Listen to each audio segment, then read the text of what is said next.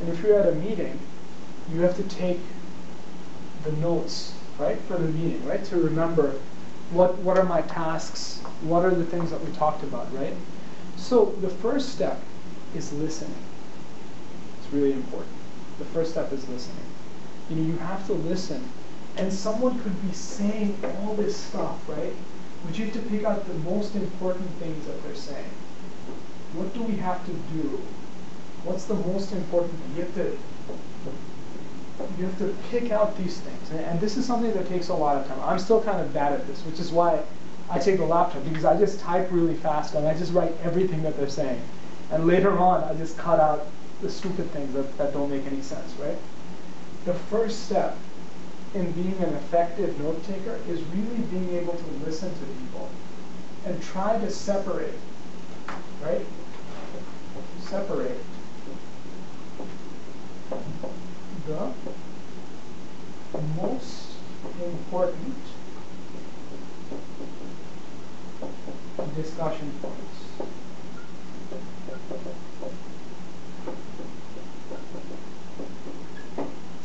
Right? You have to separate them from everything else, because people just talk a lot, right? Just separate this. And this, it doesn't matter what language, this is just across any languages, right? Separate out the most important discussion points. Discussion points are the things that are being covered. Today we had a fire hazard in the building. It was caused by a fire on the 7th floor. Everyone had to evacuate. There was a problem with using the elevators, so we used the stairway, right? So you have to take the most important ideas. What is the most important idea? There was a fire on the 7th floor, and we had a fire drill. We had to escape the building. Those are the most important ideas. So for you to take those things and then summarize them in notes, right? So the first step is to really just write down the most important discussion points, right? But a lot of times when you're looking back at notes, right, remember how we always try to organize things, right, so that it's easier for us to see what's what. One thing that I learned from a boss of mine from about 4 years ago, what he used to do is, you take all these notes, right, from a meeting that you're at. But some of these are just observations. Some of these are just ideas, right? But some of them are things that you have to do. Okay, can you call this person and find out some more information?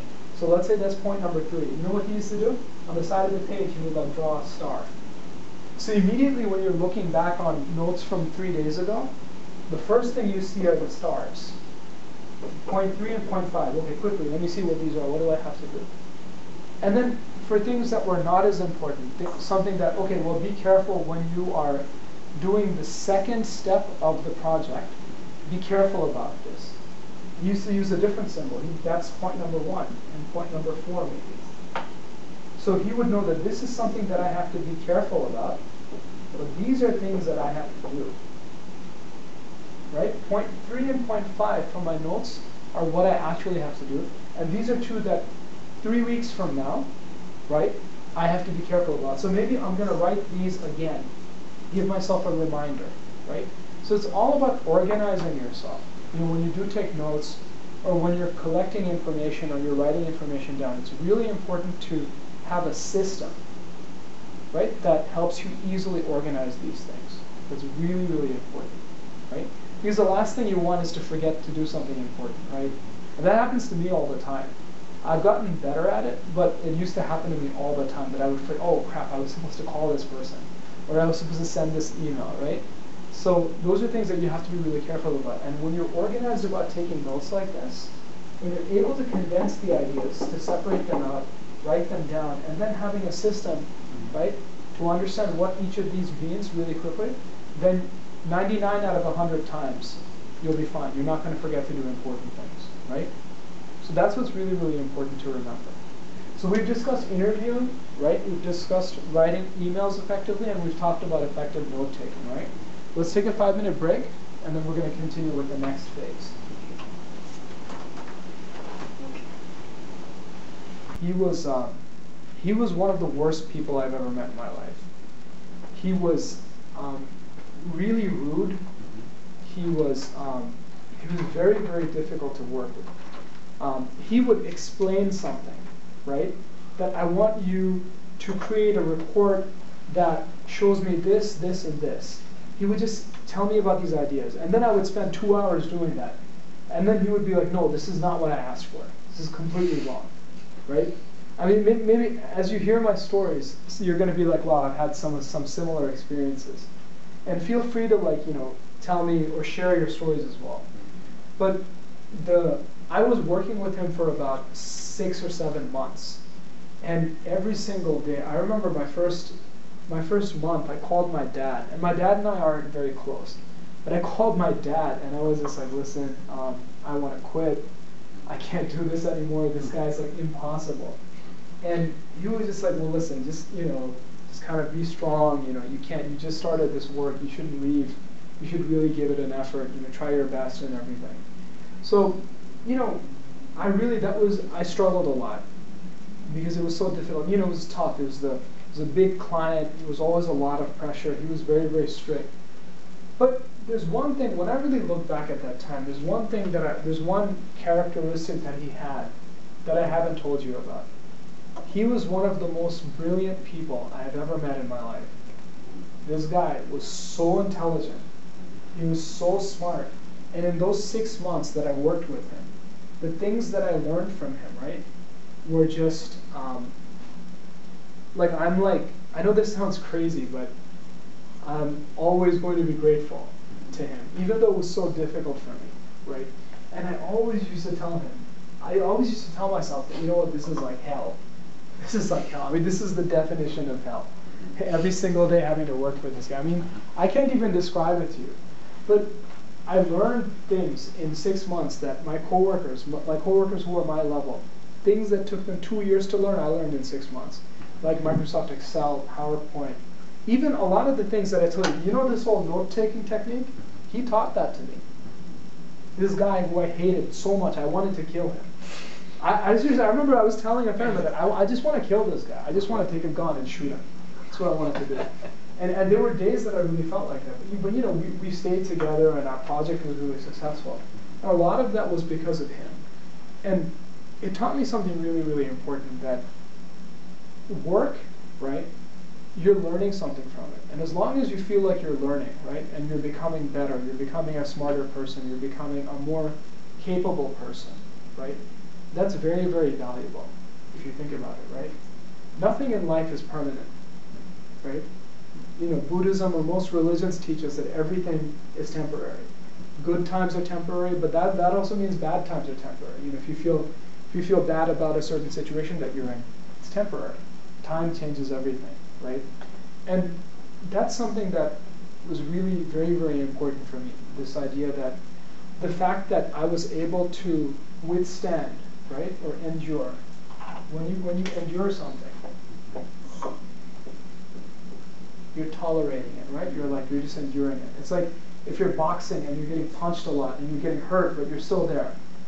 It hurts, but you're enduring it. It means you're tolerating, you're withstanding it, right?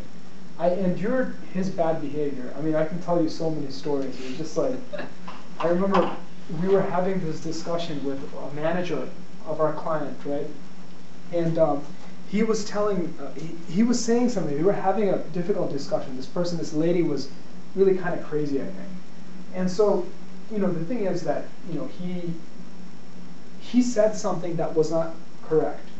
He said something he wasn't sure about his research. And so in the middle of his explanation, I jumped in and I interrupted him. And I was like, but just so you know, I think she might be right about this. And he just gave me this look. And I knew I was in trouble. So after the meeting, he basically started, how do I explain it? He was cursing at me.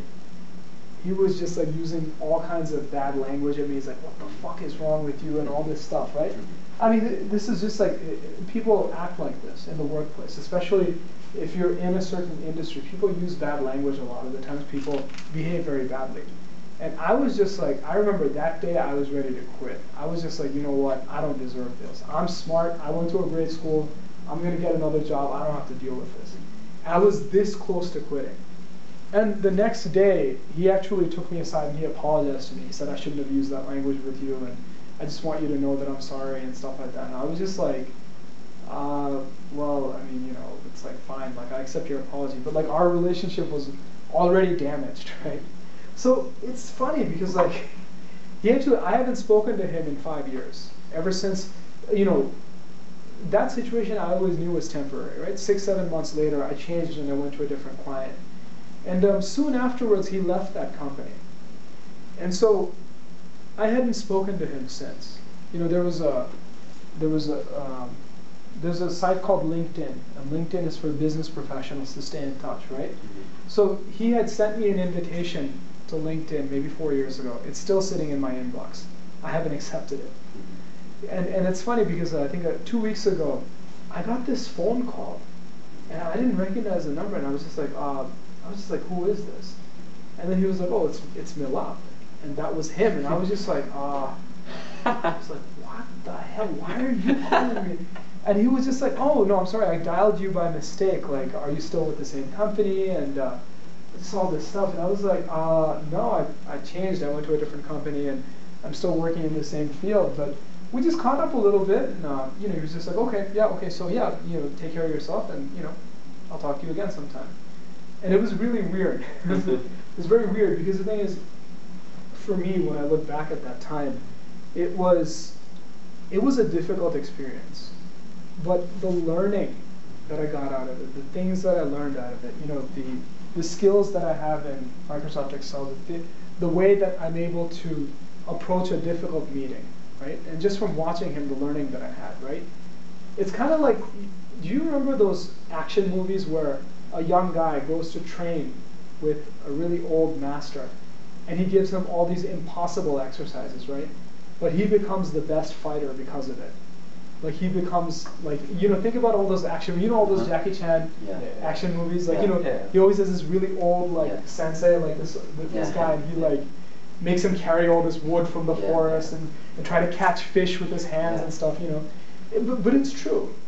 Because, you know, he goes and 8 guys attack him and he kicks everyone's butts, right? He just destroys everyone. So the things that I learned back in 2006, 2007, right?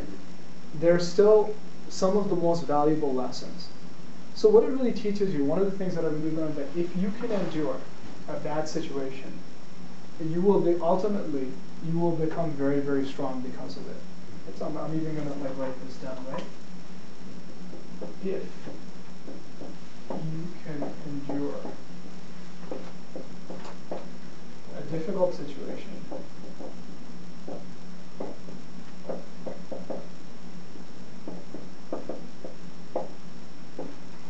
you will ultimately become stronger.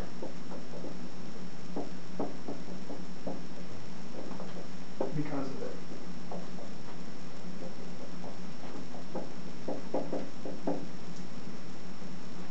Right? There's this saying in English, the thing that doesn't kill you, something that cannot kill you, makes you stronger. Right? So that was a situation that I was this close to quitting the company. And I stayed on. And that was something that was, you know, it was ultimately, it was an incredibly valuable experience for me. And, you know, I think that many of the lessons that I learned working with Milap, you know, I will never maintain a relationship with him. Because he's not the type of person who I would, you know, he's not the type of person who I would spend time with outside of work. Because he's just not, he doesn't have a good personality, right? But because he was so intelligent, working alongside him, I was able to pick up on a lot of his skills. I was able to learn so much from him. And I think a lot of the things that I learned will help me all the way through life. You know, as long as I keep working